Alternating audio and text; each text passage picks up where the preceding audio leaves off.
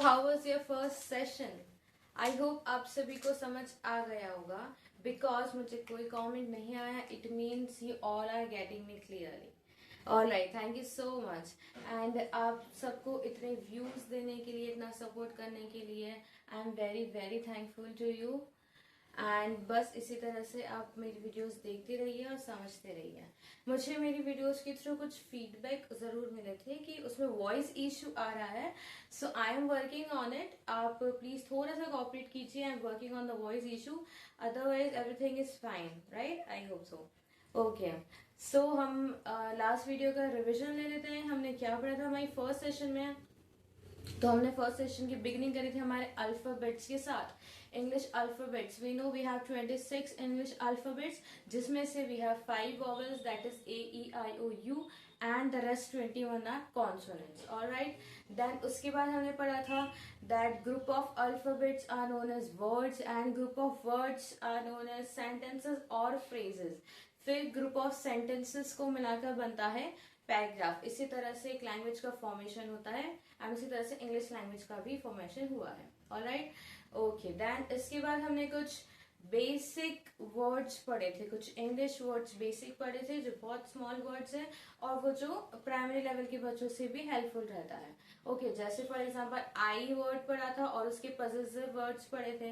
Then we, you, दे, ये सारे words उनके पॉजिटिव वर्ड्स एंड उसके यूजेस भी मैंने आपको बताया था that how to use it in a sentence. Alright, तो इसके आगे कुछ वर्ड्स हम हमारी वीडियो में अब पढ़ेंगे.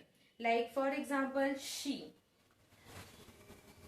देखिए, she word is used for a female. She word हम स्त्री को रिप्रेजेंट करने के लिए यूज करते हैं. इट मीन्स फीमेल को रिप्रेजेंट करने के लिए यूज करते हैं. एंड उसका पॉजिटिव वर्ड होता है her, her and hers.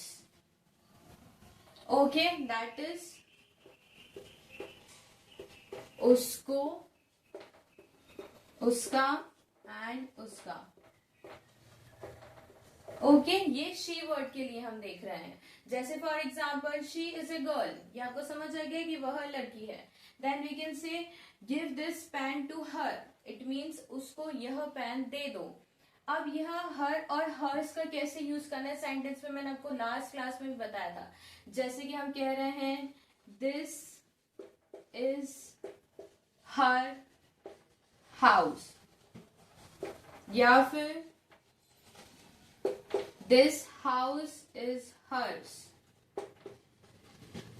Okay, difference क्या है? जब हम नाउन के पहले वर्ड यूज करते हैं so that is her. Noun के पहले हमको पोजीशन बताना है so that is her. And noun के बाद में हम पोजीशन बताना चाहते हैं तो फिर हमको हर्स का यूज करना पड़ता है. ओके, इसी तरह से ही का है. ही हम यूज करते हैं पुरुष के लिए. Okay, he word is use for the mails and इसके पोजीशन वर्ड्स होते हैं हिम, हिज एंड हिज.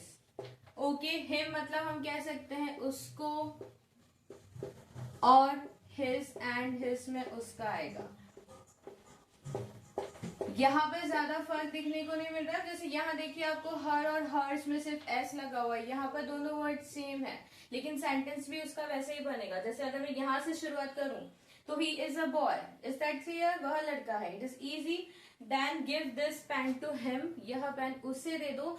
तो यह पेन हम कह रहे हैं give this pen to him, तो हिम रिप्रेजेंट कर रहे हैं कि हम किसी बॉय को ही देने की बात कर रहे हैं. ऑलराइट, देन हिज, उसका. जैसे हम यहाँ पे यूज कर सकते हैं दिस इज हिज हाउस, तब भी बात वही होगी कि यह घर उसका है. या फिर दिस हाउस इज हिज, तब भी यही बात होगी यह घर उसका है. ओके, इसमें ज्यादा चेंजेस आपको देखने को नहीं मिलेंगे. And now it. It word generally हम लोग क्या करते हैं, किसी वस्तु के लिए यूज करते हैं और या फिर एनिमल्स, प्लांट्स, इनको रिप्रेजेंट करने के लिए वर्ड यूज करते हैं. ओके, जैसे हम इट्स की बात कर रहे थे, इट की बात कर रहे थे. इट हम किसी वस्तु के लिए यूज करते हैं, यह रिप्रेजेंट करता है यह. एंड देन इसके पॉजिटिव वर्ड है इट एंड इट्स, मतलब कि इससे और इसका. ओके, अब जैसे हम एक सेंटेंस बनाना चाहते हैं इट का, जैसे इट इज अ पेन, यह पेन है, इट इज अ पेन, और इट इज अ मार्कर, यह मार्कर है। देन इट्स का हम जनरल यूज कैसे कर सकते हैं, मैंने आपको कहा जैसे किसी डॉग, मतलब किसी एनिमल या बर्ड्स के लिए यूज कर सकते हैं हम। तो जैसे हम एक सेंटेंस बना सकते हैं, the cat dances on its leg, on its legs। इसका मतलब हम कहना चाह रहे हैं कि कैट अपने पैरों पर नाच रही है, तो इट्स मीन्स अपने, उसके पैरों पर नाच रही है वो, ठीक है। तो ये हम किसी एनिमल, बर्ड या फिर किसी फ्लावर, इन चीजों के लिए इट वर्ड का यूज करते हैं, and generally non living things के लिए भी यूज करते हैं। Okay, so please note it down, and if you have any doubt you can comment me and ask मी।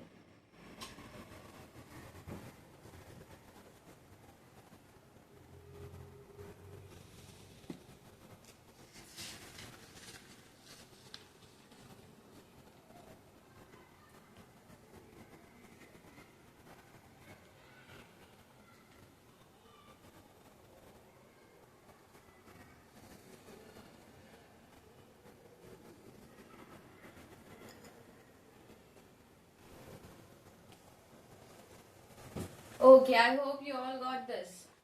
चलो move to the next session. And कुछ confusing words होते हैं, ये मैंने बहुत से बच्चों में देखा है, उस चीज को मैं आपको अभी क्लियर करना चाहती हूँ।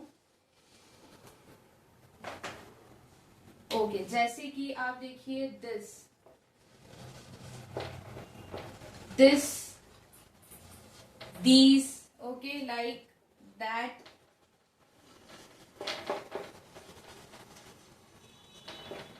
that, those, और जैसे कि here, there, here, there, and there से मुझे याद आया, जैसे एक ये चीज भी बहुत कंफ्यूजिंग होती है, this, there, and ये वाला there, ओके। जैसे हम शुरू से शुरुआत करते हैं, this and these, this मतलब होता है यह, and these means ये। दिस जो हम यूज करते हैं वर्ड, ये हम सिंगुलर रिप्रेजेंट करते हैं, ठीक है। सिंगुलर चीजों को रिप्रेजेंट करने के लिए हम दिस वर्ड यूज करते हैं, और दिस मतलब ऐसी कोई चीज जो हमारे नजदीक हो, उसके लिए सिंगुलर होना और उस चीज का हमारे नजदीक होना, ये रिप्रेजेंट करता है।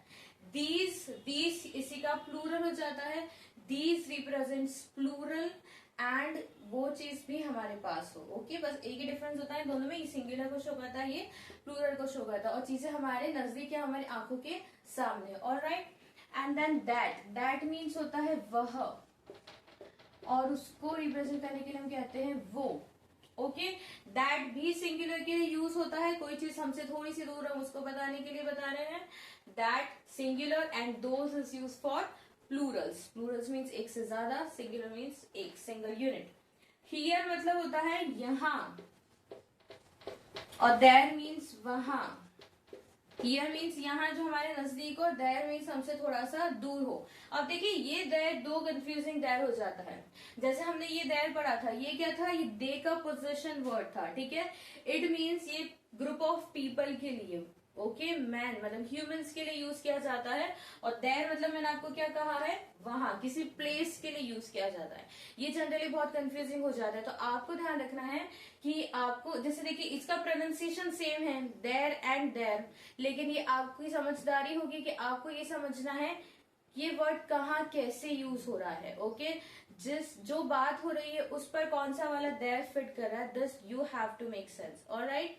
तो ये डिफरेंस होता है। बहुत से इंग्लिश में ऐसे वर्ड्स होते हैं जिनका प्रोनाउंसिएशन सेम होता है बट स्पेलिंग डिफरेंट होती है, एंड उसी के कारण उनका मीनिंग भी डिफरेंट होता है, okay. So don't get confuse between ये देयर और ये वाला there, alright, okay. So you can, you, I hope you all got this, right.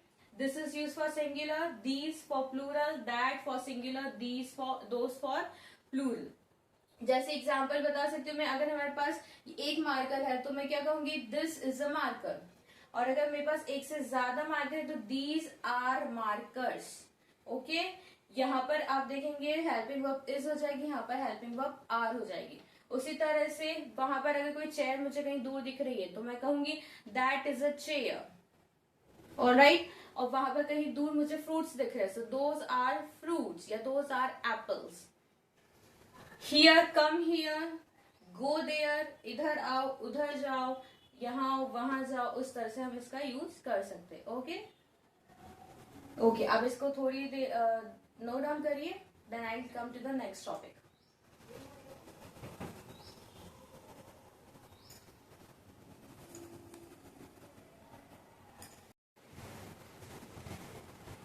Okay, I hope you noted it down. Chalo, come to the next thing, and that is very important in your professional life for your good communication and for the good relation with your community. Okay, जैसे कि हम उन words को कहते हैं salutation और greetings.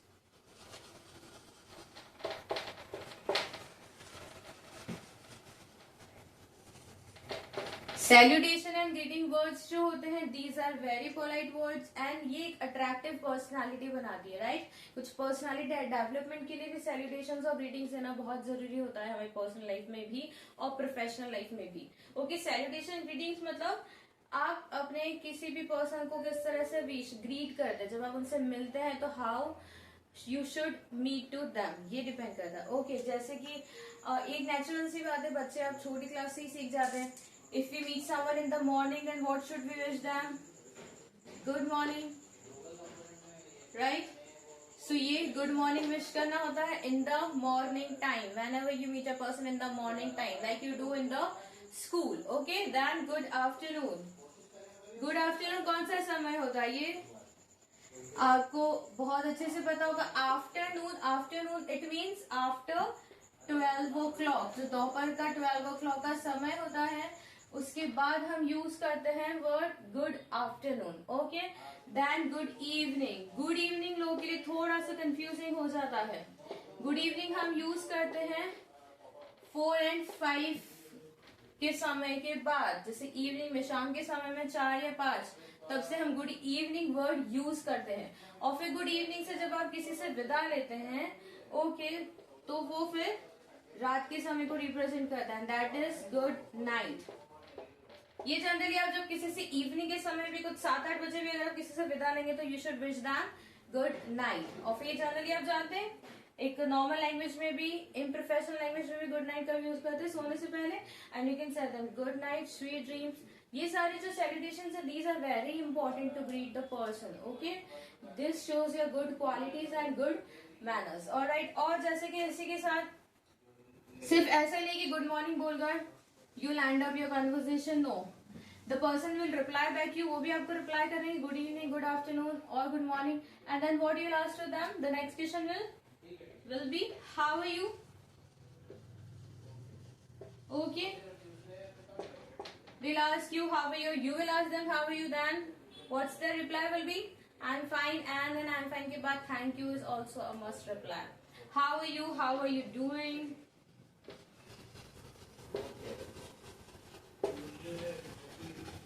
How are you doing, इस तरह का भी ये बताए, ये भी आप, इसका मीनिंग भी यही होता है कि कैसा क्या चल रहा है। Okay, how is it going, ये भी कह सकते हैं।